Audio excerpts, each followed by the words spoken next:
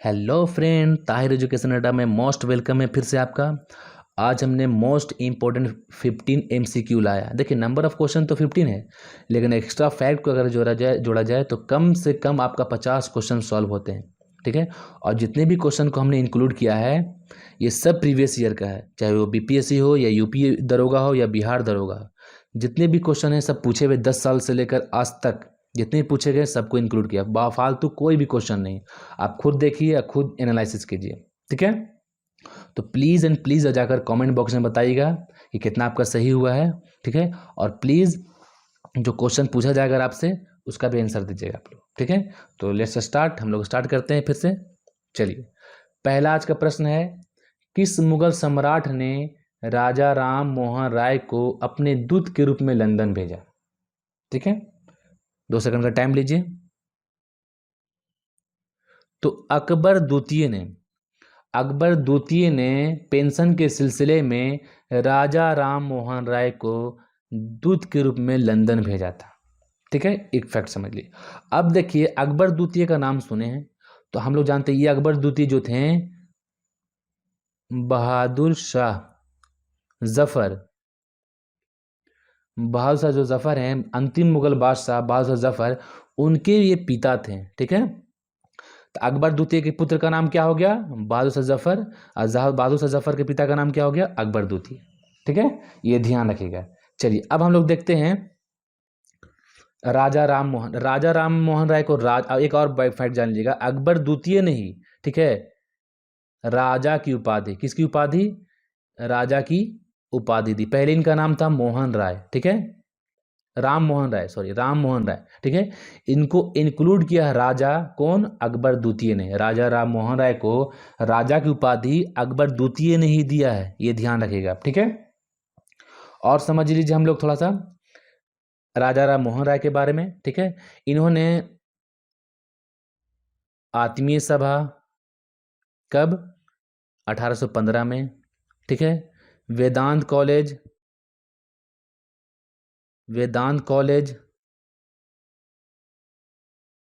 1825 में। ठीक है, आत्मीय सभा 1815, वेदांत कॉलेज 1825,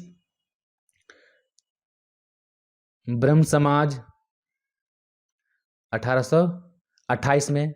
सब किसकी स्थापना किसने की है? सबकी राजा राम मोहन राय ने। ठीक है, और राजा राम मोहन राय ने समाचार पत्र लिखा है, याद रखिएगा, मोस्ट इंपोर्टेंट। एक हुआ लिखे हैं संवाद कौमुदी, क्वेश्चन आता है, सब क्वेश्चन प्रीवियस ईयर्स में पूछा गया है। संवाद कौमुदी किस भाषा में है? तो बंगाली भाषा में, संवाद कौमुदी। ठीक है, संवाद कौमुदी बंगाली भाषा में राजा राम मोहन ने लिखा है।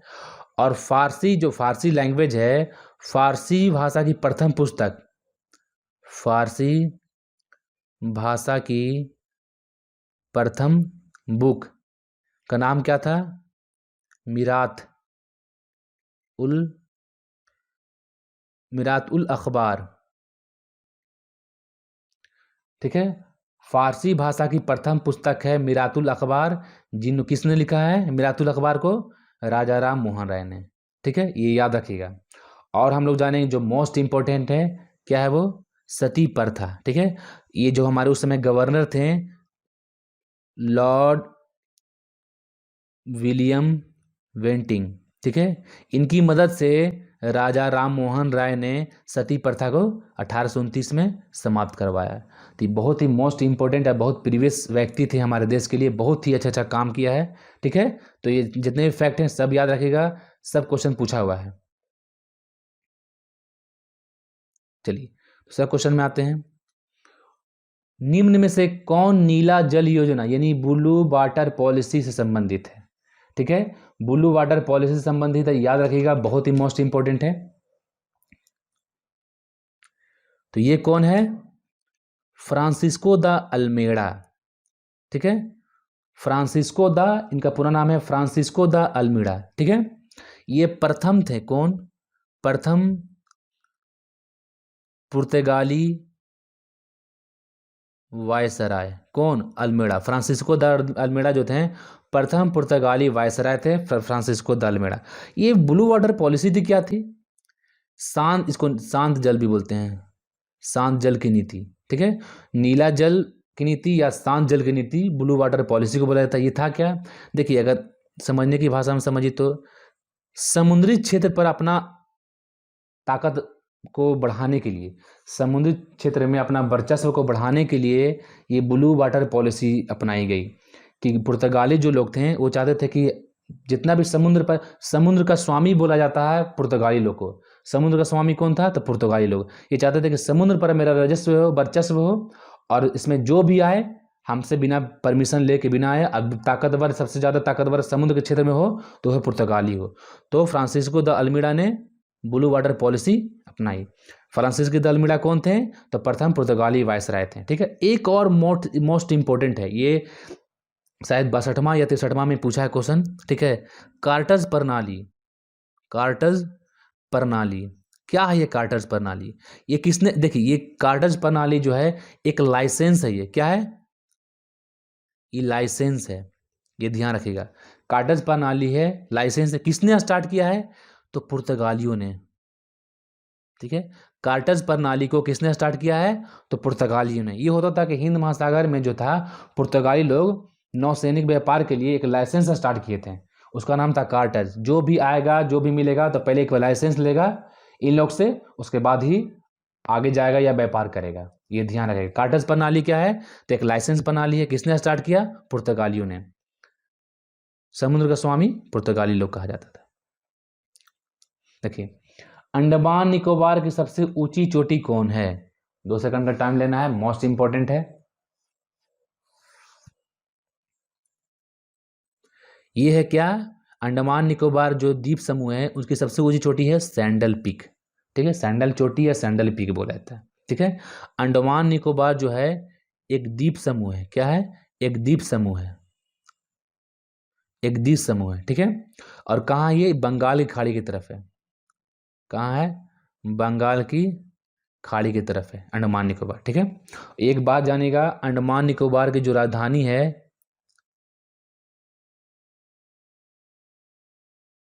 वो है क्या, पोर्ट ब्लेयर।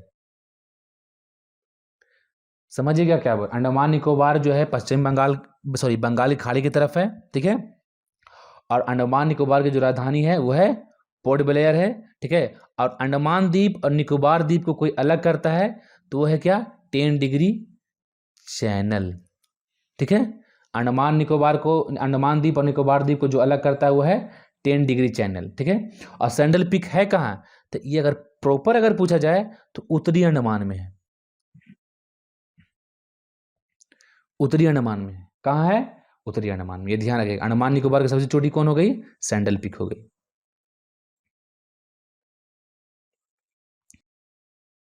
भारतीय मानक समय IST यानी इंडियन स्टैंडर्ड टाइम की रेखा भारत किस राज्य से होकर नहीं गुजरती है?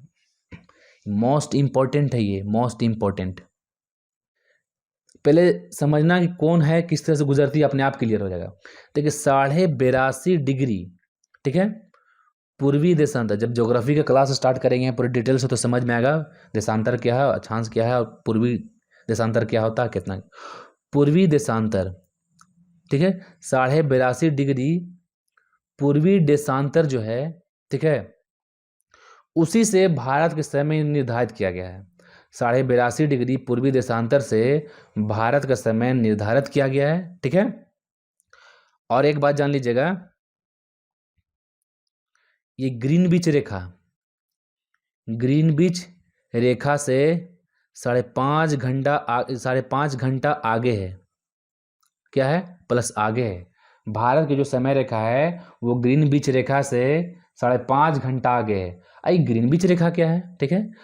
तो जो विश्व का जो समय हम लोग मापते हैं पूरे विश्व का, वो ग्रीनविच रेखा से मापा जाता है। ग्रीनविच है कहाँ, तो इंग्लैंड के लंदन में है। इंग्लैंड के कहाँ है, लंदन में है ग्रीनविच। ठीक है।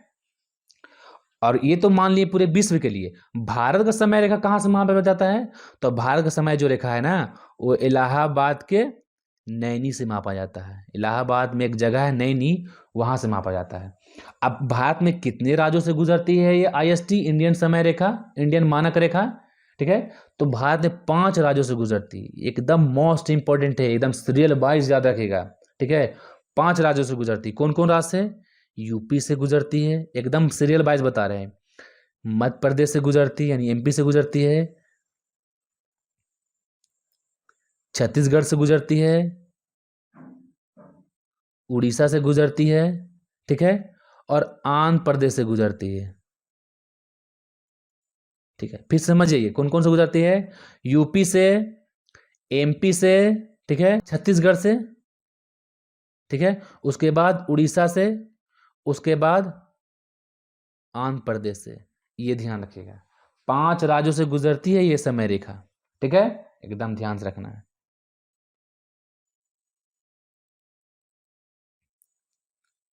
ठीक है, और प्लस कल का जो क्वेश्चन था कि अखिल भारतीय किसान सभा के महासचिव कौन थे, उसका जो आंसर है एनजी रंगा है।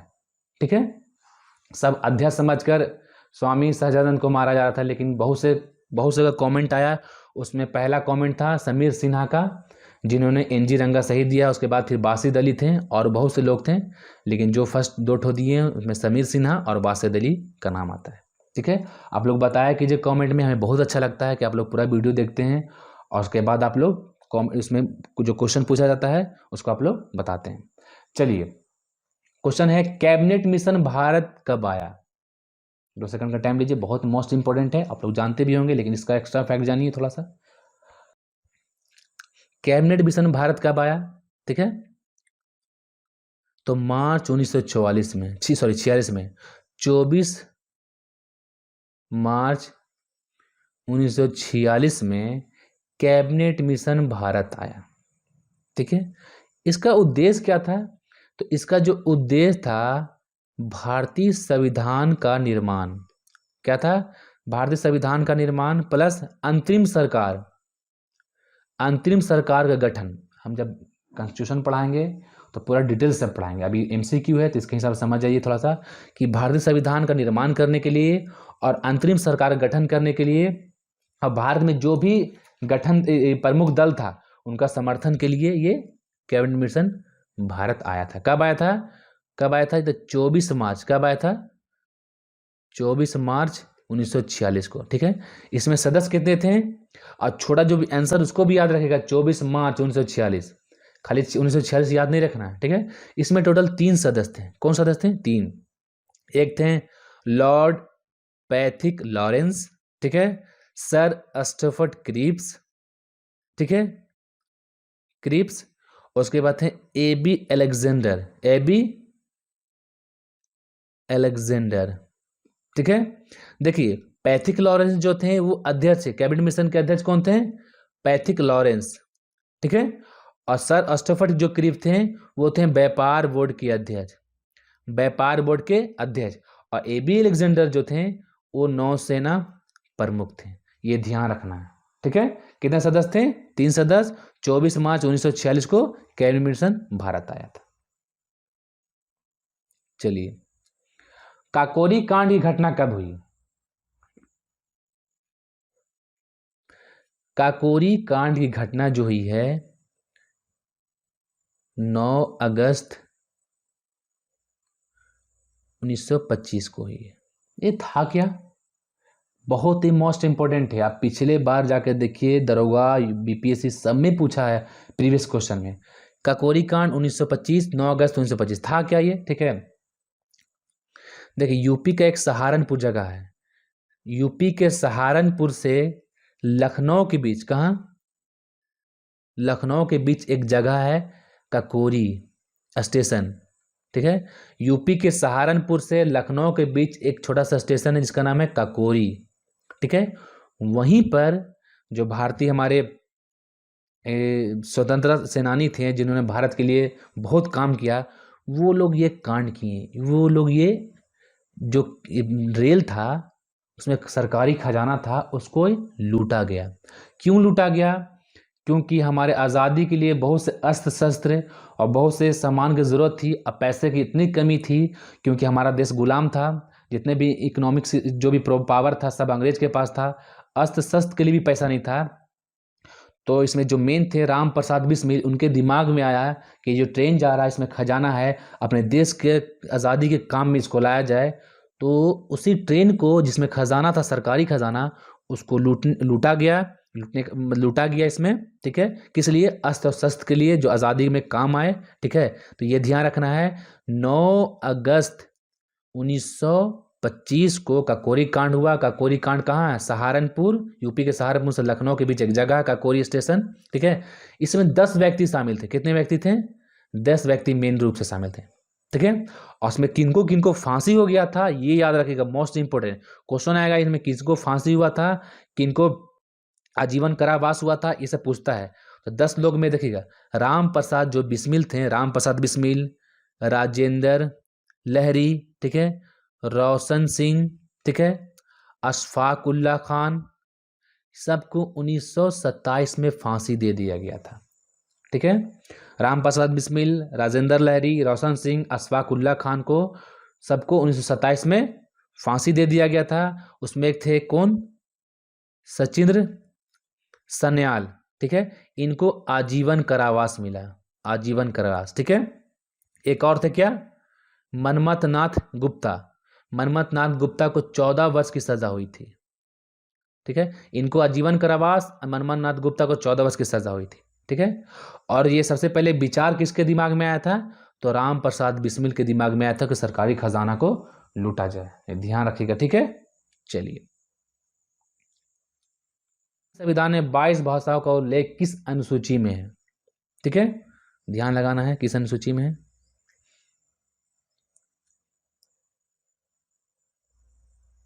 तो 8वीं अनुसूची में है। किस अनुसूची में है? 8वीं अनुसूची में है, ठीक है। टोटल कितनी अनुसूची है भारतीय संविधान में? तो 12 अनुसूची है। 12 अनुसूची में, 1 से लेकर 12 अनुसूची में 8वीं अनुसूची में 22 भाषाओं का उल्लेख किया गया है, ठीक है। 8वीं अनुसूची में 22 भाषाओं का उल्लेख किया गया है। इसको थोड़ा सा अच्छा समझिएगा। स्टार्टिंग में जब संविधान निर्माण हुआ, संविधान थोड़ा लागू हुआ, तो उसमें 14 भाषाओं का 14 भाषाओं को 8वीं सूची में शामिल किया गया था। कितने भाषाओं को 8वीं सूची में शामिल किया गया था? 14 भाषा को। वर्तमान में कितने भाषा हैं? 22 भाषा। तो देखिए क्या किया गया था 14 भाषा में, 14 के बाद 1 को जोड़ा गया, उसके बाद 3 को जोड़ा गया, उसके बाद 4 को जोड़ा गया, ठीक है। 14 तो हम लोग जान गए, उसके बाद 1 को जोड़ा गया, उसके बाद 3 को जोड़ा गया, उसके बाद 4 को जोड़ा गया। 1 में जोड़ा गया कब? 21वां संविधान संशोधन 1967 में। 21वां संविधान संशोधन 1967 में सिंधी को जोड़ा गया। सिंधी जो लैंग्वेज है, सिंधी को जोड़ा गया पहला बार में। 14 के बाद जो 1 जुड़ा, उसमें 21वां संविधान संशोधन 1967 में सिंधी को जोड़ा गया, ठीक है। उसके बाद जो 3 जुड़ा, उसमें क्या जोड़ा गया? ठीक है, 71वां संविधान संशोधन। कितना? 71वां संविधान संशोधन 1992 में। कितने भाषा को? 3 भाषा को, कोंकणी, मणिपुरी और एक विदेशी लैंग्वेज है जो है नेपाली, ठीक है। कोंकणी, मणिपुरी, नेपाली को जोड़ा गया, ठीक है। प्रथम विदेशी भाषा, प्रथम क्या, लास्ट, पहला और अंतिम विदेशी भाषा है जो नेपाली को भी 22 भाषाओं में रखा गया है, ठीक है। पहला में सिंधी, तीसरा में कोंकणी, मणिपुर, नेपाली, ठीक है। और उसके बाद 4 को जो जोड़ा गया वो कब जोड़ा गया है? तो 52वां संविधान संशोधन 2003 में। किसको किसको? बोडो, डोगरी, मैथिली और संथाली, ठीक है। बोडो, डोगरी, मैथिली, संथाली को जोड़ा गया। फिर समझिएगा, स्टार्टिंग में 14 भाषा था, उसके बाद 1 जोड़ा गया। 1 कब जोड़ा गया? 21वां संविधान संशोधन 1967 में सिंधी को जोड़ा गया। उस टोटल कितना हो गया? 15। उसके बाद भी 3 को जोड़ा गया। 71वां संविधान संशोधन 1992, उसमें कौन कौन जोड़ा गया? कोंकणी, मणिपुर, नेपाली, ठीक है। कितना हो गया? 18। उसके बाद फिर 4 को जोड़ा गया, 18 4 22। 4 को कब जोड़ा गया? 52वां संविधान संशोधन 2003 में, बोडो, डोगरी, मैथिली, संथाली। अब कितना भाषा टोटल है? 22 भाषा है। किस अनुसूची में है? 8वीं अनुसूची में। यह ध्यान रखिएगा। एचडीआई किस क्षेत्र में विकास का, एचडीआई किन क्षेत्र में विकास का मापक है? ठीक है, तो ध्यान समझना है। देखिए एचडीआई के बारे में थोड़ा हम लोग जान जाएंगे। एचडीआई, ठीक है, इसका फुल फॉर्म जानिए पहले। ह्यूमन डेवलपमेंट इंडेक्स, ठीक है, ह्यूमन डेवलपमेंट इंडेक्स यानी मानव विकास सूचकांक जिसको बोला जाता है, ठीक है। सबसे पहले अगर बात किया जाए इसके जनक, HDI के जनक यानी मानव विकास सूचकांक के जो जनक है वो है मकबूल उल हक। ये कहाँ के थे? पाकिस्तान के थे। 1990 में स्टार्टिंग में सबसे पहले इन्होंने मानव विकास सूचकांक के बारे में बताया। कहाँ के थे? तो पाकिस्तान के मकबूल उल हक, ठीक है। ये किसको मापता है ये? ठीक है, तो देखिए ये लाइफ को यानी कि आपकी स्वच्छता को किस हिसाब से स्वस्थ हैं, किस तरह मान इकोनॉमिकल सिस्टम हर एक पॉइंट को देखता है। शिक्षा, क्या शिक्षा का बढ़ोतरी हुआ। आमदनी, आमदनी यानी प्रति व्यक्ति आय किस तरह से है। तो ठीक है, तो इन स्वच्छता, शिक्षा और आमदनी ये तीनों को HDI मापता है, ठीक है, मानव विकास सूचकांक। चलिए, सिंधु शहर मोस्ट इंपॉर्टेंट है। सिंधु शहर जो बिना दुर्ग का यानी बिना बाउंड्री का, बिना किला का था, वो क्या था? सिंधु शहर जो बिना दुर्ग का था वो था चंदहुदड़ो, ठीक है। कौन था? चंदहुदड़ो। चंदहुदड़ो है कहाँ? तो ये है पाकिस्तान में। पाकिस्तान है कहाँ? नवाबशाह जिला, नवाबशाह जिला। पाकिस्तान के नवाबशाह जिला में के पास, पाकिस्तान के नवाबशाह जिला के पास चंदहुदड़ो एक जगह है, ठीक है। चंदहुदड़ो किस नदी किनारे है? तो सिंधु नदी के किनारे है, ठीक है, ये ध्यान रखिएगा। चंदहुदड़ो कहाँ? तो पाकिस्तान में नवाबशाह जिला में है। चंदहुदड़ो किस नदी किनारे है? तो सिंधु नदी किनारे। नवाबशाह से ही है हमारे जो महान आसाराम बापू हैं, पाकिस्तान के नवाबशाह में ही, जिले में ही इनका जन्म हुआ है। अब उस समय जब सिंधु सभ्यता थी, उस समय महिलाओं का जो प्रचलन था, जो आजकल जो देख रहे हैं मतलब फैशन का दौर, उस समय भी एक तरह से माना जाता था। ये चंदहुदड़ो उस समय जो महिलाओं का जो सबसे ज़्यादा सामान अगर कोई एरिया से मिला है सिंधु सभ्यता में, वो चंदहुदड़ो से मिला है। क्या क्या मिला है? आईना, जिसको मिरर बोलते हैं, आईना मिला है। लिपस्टिक, लिपस्टिक, ठीक है, काजल, कंघी, गुड़िया, जितने भी हैं फैशन के दौर का, उस समय समझो फैशन चलता था लड़कियों में, तो जितने भी फैशन का सामान है सब चंदहुदड़ो से मिला है। अब बिना दुर्ग का, क्वेश्चन मोस्ट इंपोर्टेंट, बिना दुर्ग का कोई जगह है सिंधु सभ्यता में, वो है चंदहुदड़ो, ठीक है। और यहाँ से क्या मिल रहा है? एक मोस्ट इंपोर्टेंट पॉइंट है कि बिल्ली का पीछा करते हुए कुत्ते का पंजे का निशान है, ठीक है। बिल्ली भाग रही है, उस पंजे का निशान, और पीछे से कुत्ता भाग रहा है, ये इसके पंजे का निशान है। तो कहाँ से मिला है? ये चंदहुदड़ो से मिला है, ये ध्यान रखिएगा, ठीक है। चलिए, 10 नंबर क्वेश्चन है, किस वैज्ञानिक ने हाइड्रोजन की खोज की है? ठीक है, 2 सेकंड का टाइम लीजिए।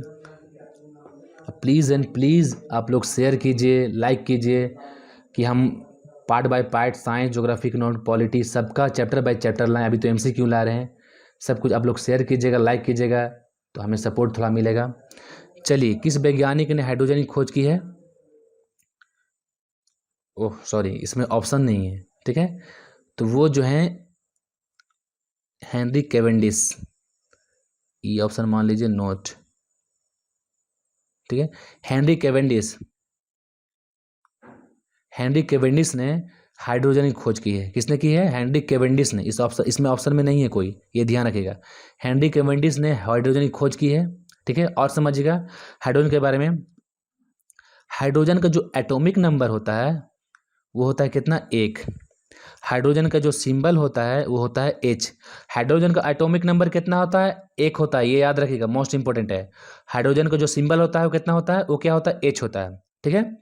और आधुनिक आवर्त सारणी में, आधुनिक आवर्त सारणी में जो पहला तत्व है वो क्या है? हाइड्रोजन ही है। और आधुनिक आवर्त सारणी का जो पहला तत्व है वो क्या है? वो हाइड्रोजन है। और अच्छा, एक और मोस्ट पॉइंट बता देते हैं कि आधुनिक आवर्त सारणी के जो खोज किए हैं वो कौन किए हैं? मोसले साहब ने किए। मोसले, मेरे बोली पर जाइएगा, लिखाने पर मत जाइएगा। मोसले साहब ने आधुनिक आवर्त सारणी की खोज की है, ठीक है। तो हाइड्रोजन की खोज किसने की है? तो कैवेंडिश ने की है, याद रखिएगा। किस राज्य में देश का पहला टायर पार्क बना है? मोस्ट इंपोर्टेंट करंट अफेयर है, ये ध्यान रखिएगा। तो पश्चिम बंगाल। मन में सोचना, अगर हम जो भी ऑप्शन देते हैं उसको मन में सोचना है पहले कि क्या सही होगा। तो पश्चिम बंगाल में। कहाँ? तो पश्चिम बंगाल में। याद रखिएगा, जो हम लोग पुराना जो यूज़ करते हैं टायर, उसको हम लोग फेंक देते हैं, लेकिन वहाँ क्या हो रहा है कि पुराने टायर को पेंट करके उस पार्क एकदम पार्क की तरह बना दिया गया है। सजावट के रूप में यूज़ किया जाता है। झूला हो गया, कोई तस्वीर हो गया, कोई खिलौना हो गया, कोई मूर्ति हो गया, ये टायर से कलर करके, टायर को कलर कर करके उसमें सजाया जाता है। वही टायर पार्क है। कहाँ बना है टायर पार्क? तो पश्चिम बंगाल में। जो यूज़ करके हम लोग फेंक देते हैं पुराने टायर को, कलर करके इसको बनाया जाता है। भारत का पहला महात्मा गांधी कन्वेंशन सेंटर किस अफ्रीकी देश में खोला गया है? मोस्ट इंपॉर्टेंट है ये। सोचिए ना मन में, पहले आंसर लगाना खुद से मन में, ठीक है। तो कहाँ खोला गया है? अफ्रीका के देश है niger. Mahatma Gandhi convention centre कहाँ खोला गया? तो अफ्रीकी देश में, तो नाइजर में खोला गया है, ठीक है। नाइजर की राजधानी कहाँ है? राजधानी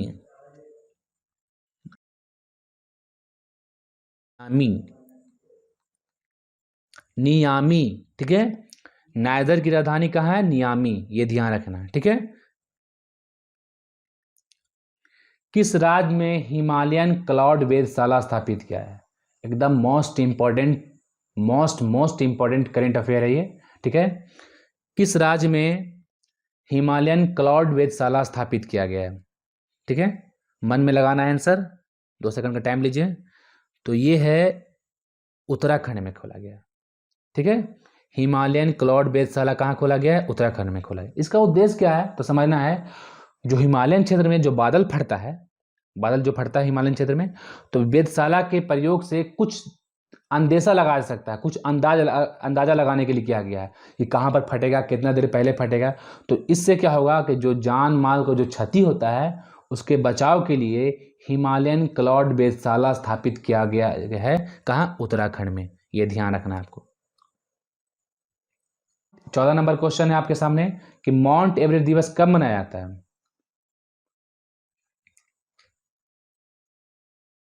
ठीक है, तो माउंट एवरेस्ट दिवस जो आप लोग दम सोच सकते हैं खुद भी, ऐसे कुछ हिस्ट्री भी जुड़ा हुआ है, एक्स्ट्रा फैक्ट भी आपको पता चल जाएगा क्या है क्या नहीं, ठीक है। 29 मई को, कब? 29 मई को माउंट एवरेस्ट दिवस मनाया था। ये प्रीवियस क्वेश्चन है, ठीक है, ये बीपीएससी का प्रीवियस क्वेश्चन है। 29 मई को माउंट एवरेस्ट दिवस मनाया जाता है। 29 मई को माउंट एवरेस्ट दिवस मनाया जाता है। देखिए 29 मई 29 मई 1953 को नेपाल के तेंजिंग नार्वे और न्यूजीलैंड के एडमंड हिलेरी, ठीक है, नेपाल के तेंजिंग नार्वे और न्यूजीलैंड के एडमंड हिलेरी ने सबसे पहले माउंट एवरेस्ट पर सफलता प्राप्त की थी 29 मई 1953 को। तब से 29 मई को माउंट एवरेस्ट दिवस मनाया जाता है, ठीक है। माउंट एवरेस्ट को नेपाल में, ठीक है, सागर माथा नाम से जाना जाता है, ठीक है। नेपाल का सिक्का भी देखिएगा तो ये माउंट एवरेस्ट बना रहेगा, सागर माथा लिखा रहेगा, ठीक है। तो माउंट एवरेस्ट को नेपाल में सागर माथा कहते हैं और माउंट एवरेस्ट दिवस जो है 29 मई को मनाया जाता है, ठीक है। चलिए, मोस्ट इंपॉर्टेंट, इसे बहुत सा एक्स्ट्रा फैक्ट मिलेगा आपको जानने के लिए। मालविका अग्निमित्रम नाटक के रचनाकार कौन है? मालविका अग्निमित्रम के जो रचनाकार है वो हैं कालिदास, ठीक है। अब समझिए, कालिदास जो थे वो चंद्रगुप्त द्वितीय के दरबार में रहते थे। किनके दरबार में? चंद्रगुप्त द्वितीय के दरबार में कौन रहते थे? कालिदास रहते हैं। कालिदास को क्या बोला जाता था? भारत का शेक्सपियर। भारत का शेक्सपियर कौन हो गए? कालिदास। किसके दरबार में रहते थे? चंद्रगुप्त द्वितीय के दरबार में। मालविका अग्निमित्र किसने लिखा? तो कालिदास ने लिखा। इनका और बुक समझ लीजिए, थोड़ा सा जान लीजिए। लव बुक ज़्यादा लिखते, लव स्टोरी जो बुक है ये बहुत ज़्यादा लिखते थे। देखिए, एक है